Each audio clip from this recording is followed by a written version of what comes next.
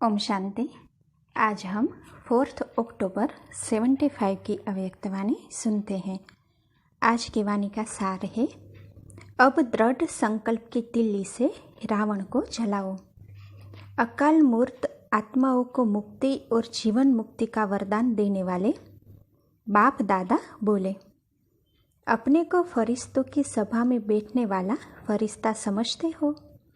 फरिश्ता अर्थात जिसके सर्व संबंध व सर्व रिश्ते एक बाप के साथ हो, एक से सर्व रिश्ते और सदा एक रस स्थिति में स्थित हो, एक एक सेकंड, एक एक बोल, एक की ही लगन में और एक की ही सेवा प्रति हो, चलते फिरते, देखते बोलते और कर्म करते हुए व्यक्त भाव से न्यारे अव्यक्त अर्थात इस व्यक्त देह रूपी धरनी की स्मृति से बुद्धि का पांव सदा ऊपर रहे अर्थात उपराम रहे।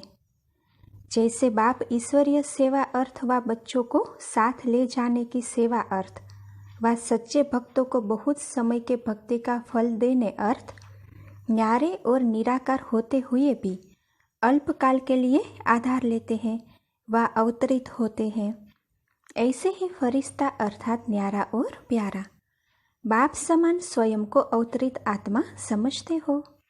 अर्थात सिर्फ ईश्वरीय सेवा अर्थ यह साकार ब्राह्मण जीवन मिला है।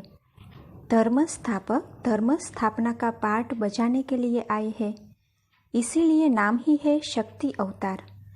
इस समय अवतार हूँ, धर्म स्थापक हूँ। सिवाय धर्म स्थापन करने के कार्य के और कोई भी कार्य आप ब्राह्मण अर्थात अवतरित हुई आत्माओं का है ही नहीं। सदा इसी स्मृति में, इसी कार्य में उपस्थित रहने वालों को ही फरिश्ता कहा जाता है। फरिश्ता डबल लाइट रूप है। एक लाइट अर्थात सदा ज्योति स्वरूप, दूसरा लाइट अर्थात कोई भी पिछले हिसाब किताब के बोझ से न्यारा अर्थात हल्का। ऐसे डबल लाइट स्वरूप अपने को अनुभव करते हो। यह ब्राह्मण जीवन सिवाय ईश्वरीय कार्य के और कोई कार्य अर्थ बिगर श्रीमत के आत्माओं की मत प्रमाण व स्वयं की मनमत प्रमाण और कहीं यूज तो नहीं करते हो। यह ब्राह्मण जीवन भी बाप द्वारा मिली ईश्वरीय सेवा प्रति मिली हुई अमानत है। अमानत में ख्यानत तो नहीं डालते हो।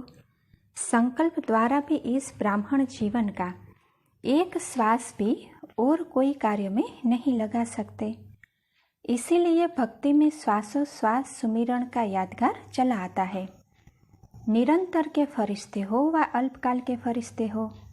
जैसे भक्ति में भी नियम है कि दान दी हुई वस्तु व अर्पण की हुई वस्तु कोई अन्य कार्य में नहीं लगा सकते।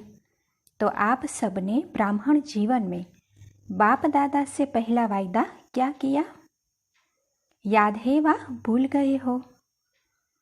तो देखो बाबा क्या कहते हैं कि बाप के आगे पहला वायदा यह किया कि तन मन धन सब आपके आगे समर्पण है। जब सर्व समर्पण किया तो सर्व अर्थात संकल्प, श्वास, बोल, कर्म, संबंध, सर्व व्यक्ति, वैभव, संस्कार, स्वभाव, वृत्ति, दृष्टि और स्मृति सबको अर्पण किया। इसको ही कहा जाता है समर्पण। समर्पण से भी ऊपर और पावरफुल शब्द स्वयं को सर्वस्व त्यागी कहते हो। सभी सर्वस्व त्यागी हो व त्यागी हो। सर्वस्व त्यागी अर्थात जो भी त्याग किया, संबंध, संपर्क, भाव, स्वभाव और संस्कार, इन सबको पिछले 63 जन्मों के रहे हुए हिसाब किताब के अंश को भी वंश सहित त्याग किया हुआ है। इसीलिए सर्वस्व त्याग कहा जाता है।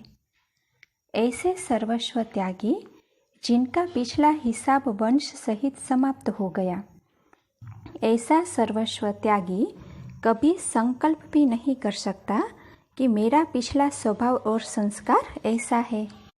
पिछला हिसाब अब तक कभी कभी खींचता है व कर्म बंधन का बोझ, कर्म संबंध का बोझ कोई व्यक्ति व वैभव के आधार का बोझ मुझ आत्मा को अपनी तरफ आकर्षित करते हैं। यह संकल्प व बोल सर्वस्व त्यागी के नहीं है। सर्वस्व त्यागी सर्व बंधनों से मुक्त, सर्व बोझों से मुक्त, हर संकल्प में भाग्य बनाने वाले पद्मा पदम भाग्यशाली होगा। ऐसे के हर कदम में पद्मों की कमाई स्वतः ही होती है। ऐसे सर्वस्व त्यागी होना, शब्द के अर्थ स्वरूप में स्थित होना, बोलने वाले नहीं लेकिन करने वाले और अनेकों को कराने वाले होना मुश्किल तो नहीं लगता है। मुश्किल लगने का तो सवाल ही नहीं उठना चाहिए, क्योंकि ब्राह्मण जीवन का धर्म और कर्म ही यह है। जो जीवन का निजी कर्म होता है वह कभी किसी को मुश्किल नहीं लगता है। मुश्किल तब लगता है जब अपने को अवतरित हुई आत्मा अर्थात शक्ति अवतार नहीं समझते हो। सदैव यह याद रखो कि मैं अवतार हूँ। धर्म स्थापन करने अर्थ धर्म आत्मा, धर्म अर्थात हर संकल्प स्वतः ही धर्म अर्थ होते हैं। समझा? ऐसे को कहा जाता है फरिश्ता। अभी ऐसा बोल कभी नहीं बोलना, क्या करूं, कैसे करूं, होता नहीं, आता नहीं और न चाहते हुए भी हो ही जाता है। यह कौन बोलता है? फरिश्ता बोलता है या सर्वस्व त्यागी बोलता है? मास्टर सर्वशक्तिवान और यह बोल, दोनों की तुलना करो। मास्टर सर्वशक्तिवान यह बोल सकता है। क्या अनेकों को बंधन मुक्त करने वाली आत्मा ऐसा बोल सकती है? यह बंधन मुक्त आत्मा के बोल है, परंतु आप तो सभी बंधन मुक्त आत्मा हो। आज से ऐसे संकल्प और बोल सदा के लिए समाप्त करो। दृढ़ संकल्प की तिली से आज इन कर्मेंद्रियों के रावण को जलाओ, अर्थात दशहरा मनाओ।